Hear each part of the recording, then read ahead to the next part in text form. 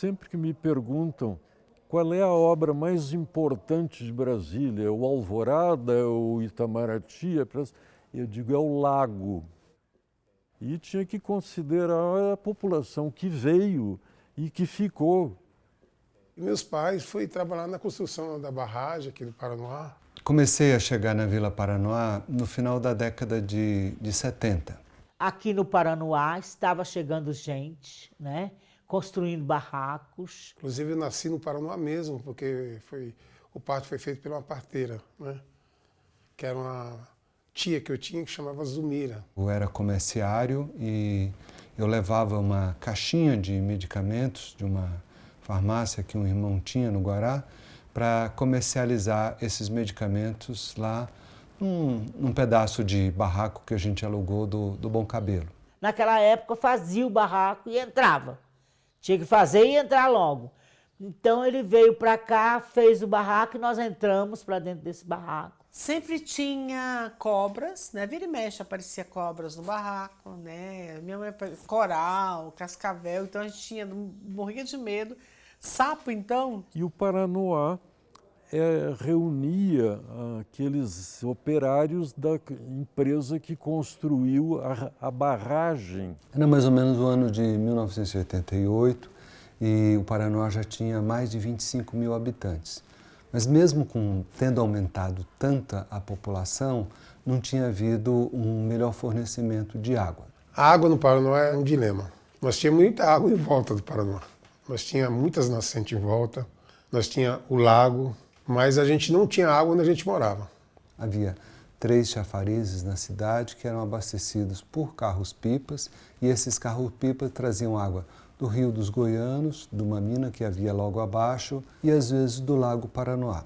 Para ter água, quando não tinha os carros-pipa, a gente tinha que ir mais longe buscar água ainda, né? Porque tinha várias nascentes. Nós tínhamos uma nascente aqui que ficava do Raimundo Macumbeiro, nós tínhamos a nascente que ficava na Vila do Sapo, que era uma mina, nós tínhamos a nascente que era lá no Severino. A água do Lago Paranoá era muito poluída à época e era imprópria ao consumo. A própria CAESB, quando foi fazer a avaliação da água dos rios dos Goianos, também disse que era impróprio para consumo. Para ter água, quando não tinha os carros-pipa, a gente tinha que ir mais longe buscar água ainda, né? Porque tinha várias nascentes. Nós tínhamos uma nascente aqui que ficava do Raimundo Macumbeiro, nós tínhamos a nascente que ficava na Vila do Sapo, que era uma mina, nós tínhamos a nascente que era lá no Severino. Baixa renda podia ter até 150 litros de água por pessoa por dia. No Paranoá eram 7,5 litros. E a gente tinha dentro de casa, no seu quintal, a gente tinha tambores. Toda casa tinha tinha casa que tinha 6, 8 tambores, que é onde armazenava a água. Essa água que a gente armazenava nos tambores, aí alguns tambores a gente separava, mais limpo, que era para o consumo interno. E outros era para lavar roupa, para tomar banho. Então essa era a maior angústia dos trabalhadores, dos moradores, das donas de casa, era um aperreio sem fim. Jogavam as 2 latinhas de água em cima, você saboava, depois jogava outra coisa assim, né? Quando tinha água para tomar banho, porque às vezes a gente ficava sem tomar banho porque não tinha água. Os chafarizes não foram aumentando à medida que a população foi aumentando. E houve momentos assim, de um ano para outro, a população aumentou mais de 100%. Quando o governo percebeu que a vila estava crescendo, eles pegaram, né, plantaram pinheiros em volta do Paraná todinho. E o pinheiral, ele seca o solo, ele drena a água do solo. Justamente para que a vila não crescesse mais. E com esses pinheiros, a dificuldade de água ficou maior ainda. Porque aquelas nascentes que a gente tinha em volta, boa parte delas secaram. Porque fazia parte do estrangulamento não gerar mais benefícios na cabeça dos governantes para que aquelas pessoas continuassem migrando para lá. Claro que tem uma intenção discriminatória e usavam todos os argumentos, em parte eram meias verdades. Tem problema de infraestrutura, sim, tem. Como tem aqui, tem em outros lugares, tem problema, mas tem que solucionar, né? E ali é fácil porque está junto, a água pode ser captada, tratada. E a gente tinha dentro de casa, no seu quintal, a gente tinha tambores. Toda casa tinha tinha casa que tinha 6, 8 tambores, que é onde armazenava a água. Essa água que a gente armazenava nos tambores, aí alguns tambores a gente separava, mais limpo, que era para o consumo interno. E outros era para lavar roupa, para tomar banho. Não pode ir para as proximidades, para as imediações, porque isso implicaria derrubar 50 hectares de pinheiro. Porque havia preocupação com a infraestrutura, né? Esse argumento era usado aqui também, em Paranoá, Metropolitana, que não tem infraestrutura, que isso vai poluir o lago. E chegou a poluir, mas não pelo Paranoá, pela Península Sul, que fazia o despejo, e o próprio plano piloto fazia até construírem as estações de tratamento. Eles começam com um discurso de meio ambiente. E o discurso de meio ambiente é: não pode ter um assentamento humano aqui porque ele está acima da bacia do Paranoá, ele vai poluir todo o Paranoá e ameaçar Brasília inteira. O interesse em remover era da limpeza da paisagem, né? E o Paranoá era um dos pontos de atração turística, a barragem com aquela paisagem linda, ponto de concentração de iates. A gente morava entre o Lago Sul e o Lago Norte, né? Naquele tempo, você imagine a briga que era para o pessoal querer esse espaço, né, da gente aqui. Tanto que várias vezes teve iniciativa deles de tentar tirar a gente daqui, né? O lago está pronto, a barragem está pronta, não precisa mais do Paranoá, né?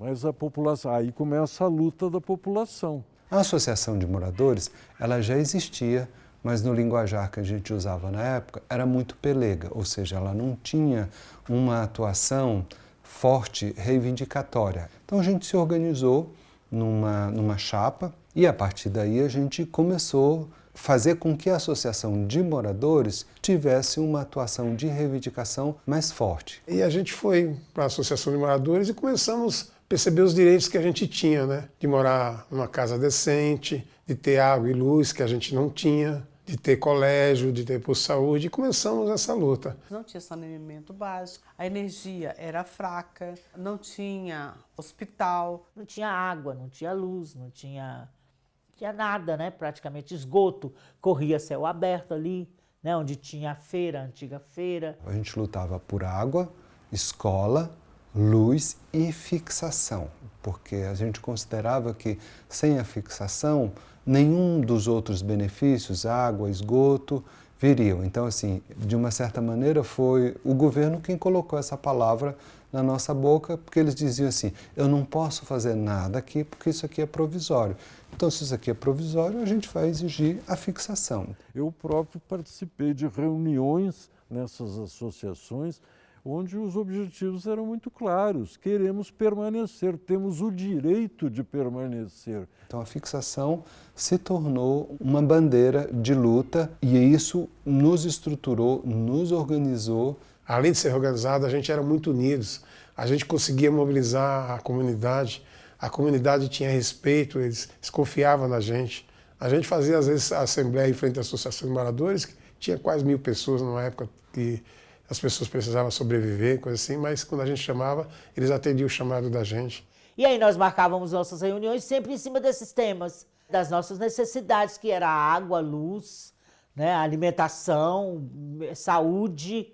E tinha o pessoal da UNB que vinha também e que nos dava muita, vamos dizer assim, muito apoio nessas questões, né, o pessoal da UNB. E a universidade não fez senão dar apoio e trazer alguma informação, algumas ideias, né, que foram defendidas pelos então moradores e pelos seus descendentes. É preciso valorizar a participação dos descendentes também, onde se formaram lideranças que existem até hoje. A gente também era referência, além da gente organizar a resistência do Paranoá para ficar aqui, a gente ajudava outros lugares, como o Vajão, como a Telebrasília, como a Vila Chaparral na Ceilândia. A gente pegava abaixo-assinadas, né? As pessoas assinavam, mas só que nós não fazíamos o abaixo-assinado para ficar na gaveta, não. A gente fazia os abaixo-assinados para levar mesmo para o governador, porque a gente ia até o governador, sabe? Em 87, a Associação de Moradores, ou melhor dizendo, essa diretoria tinha se tornado tão forte que ela se tornou objeto de combate do governo. Mas aí, numa noite, a gente fez uma reunião lá na associação e o povo chegou muita gente e disse, olha, nós vamos fazer nossos barracos. Nós vamos fazer nossos barracos porque a gente não aguenta mais pagar aluguel. Por ser mais isolado e mais longe do que a Vila Planalto, por exemplo, ele não tinha a visibilidade para ser atacado como a Vila Planalto era sempre atacada como um lugar para ser extirpado, retirado dali. Nem a Vila Telebrasília, que está à margem do lago. A gente tinha um fiscal aqui que chamava Ferretti, sabe? Quando a gente fazia uma varandinha na casa, eles vinham e derrubavam. E derrubava com requinte de maldade, quebrava as telhas, ameaçava as mulheres, as crianças. Né? Então, por exemplo, se tivesse uma tábua num lugar diferente, ele ia lá e mandava derrubar. A função dele era não deixar a vila crescer. Quando batia um prego um dia, no outro dia ele já estava aqui. Porque ele também tinha pessoas na comunidade que informavam ele, né? Que foi feito barraco tal, e ele exercia assim, uma repressão muito grande de derrubar os barracos. Então a gente não podia mudar uma madeira de lugar que sempre a fiscalização passava e derrubava. Lembro que a gente ajudava pessoas que não tinham condições a fazer barraco, e além de ajudar a fazer o barraco, a gente ajudava a resistir para que aquele barraco ficasse em pé. Porque não era fácil. A gente levantava um barraco às vezes de dia, no outro dia os caras vinham e derrubavam. Aí foi que a gente começou a discutir e a organizar esse povo. Falou assim, olha, deixar eles sozinhos não vai poder, porque se eles forem construir os barracos, eles vão perder esse material, porque Terra Cap vai chegar e arrancar. O Paranoá era o lugar ideal para uma pessoa estabelecer sua família com o menor custo possível. Aí foi que a gente começou a discutir e a organizar esse povo. Falou assim, olha, deixar eles sozinhos não vai poder, porque se eles forem construir os barracos, eles vão perder esse material, porque Terra Cap vai chegar e arrancar. De falta de oferta de moradia em Brasília, de uma inflação altíssima. Quando foi nessa noite, ninguém dormiu no Paranoá. Eles construíram da noite para o dia, porque já estava tudo com o material já organizado, né? Construíram mais de 500, 800 barracos. E aí, quando a gente levantou os barracos, ficou aquele clima tenso, porque já mandaram um recado que vinham para derrubar. E aí foi que a gente começou a discutir e a organizar esse povo. Falou assim, olha, deixar eles sozinhos não vai poder, porque se eles forem construir os barracos, eles vão perder esse material, porque Terra Cap vai chegar e arrancar. O último que aconteceu, a polícia começou a chegar aqui no Paraná por volta de umas 10 horas da manhã.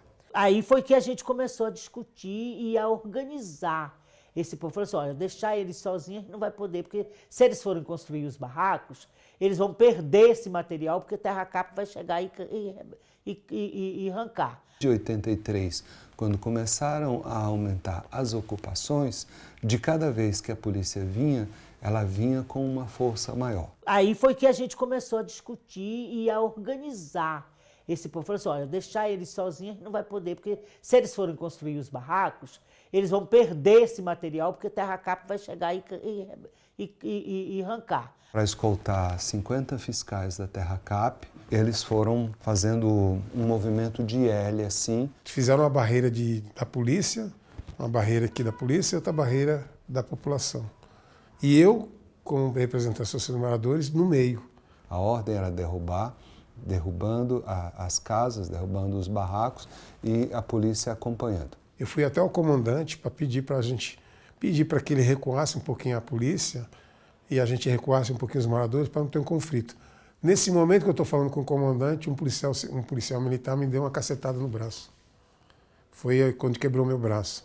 Até que houve um momento em que a própria polícia, e isso não foi um grito de guerra e nem foi um comando de nenhuma das lideranças, passou a ser apedrejada. Aí quando deu a cacetada no meu braço, aí foi pedra, foi tijolo, parecia coisa estilingue. Aquelas pessoas todas que construíram os barracos estavam ali para defender o seu barraco. E saíram para fora, saíram mesmo, com pedra, com tudo. As mulheres e as crianças entravam para debaixo do barraco. As mulheres e as crianças entravam para debaixo e os homens ficavam na frente. Eles vinham, prendiam os homens, depois tiravam as mulheres e as crianças e derrubavam. Eles jogavam as telhas no chão, já estava no chão. A madeira já estava no chão, mas quebrava. Essa da derrubada durou até meia-noite, da manhã, da madrugada até meia-noite, e prosseguiu no dia seguinte. Eles rasgam a minha roupa e eu fiquei diante das pessoas só de sutiã. Nesse dia fui preso eu, mas tudo em Camburão diferente. Eu, a Lourdes e outras pessoas que eu não lembro, mas mais ou menos umas 6, 7 pessoas da Associação Moradores foi presa. Aquilo dali repercutiu, saiu no Jornal Nacional, saiu no jornal local. E foi quando eles conseguiram me prender, porque eles tiraram a minha roupa, rasgaram e eu perdi. Perdi minha... Sabe aquela força que eu estava tendo? Eu fiquei desolada, sabe assim, sem roupa, vendo minha roupa rasgada. Eu acho que naquele dia, de acordo, se ele chegasse e não tivesse oferecido resistência, eles iam derrubar os barcos dos outros barcos para o tudinho. Não ia derrubar só o que a gente fez. E foi quando eles conseguiram me prender, porque eles tiraram a minha roupa, rasgaram e eu perdi. Perdi minha...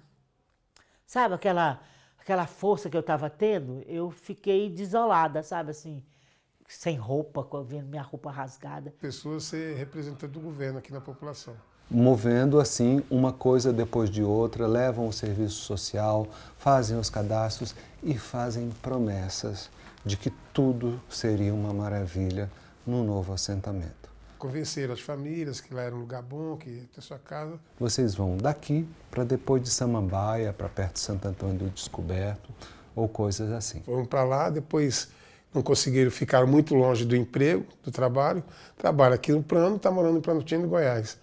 Aí não conseguiram sobreviver lá, venderam e estão morando de aluguel. Nada disso foi cumprido, muitas das coisas não foram cumpridas até hoje, mas a remoção existiu. Então a luta foi enfraquecendo até quando chegou o momento que assinar a vila, já tinha um número menor de famílias no Paranoá. A UNB já tinha feito, Bosco, nós sentamos com a UNB várias vezes, com o pessoal da arquitetura, da engenharia, nós tínhamos um mapa do assentamento do Paranoá totalmente pronto, organizado para levar as famílias. Nós não íamos perder a vizinhança. Acho que o governo também foi muito hábil nisso, porque o que eles fizeram?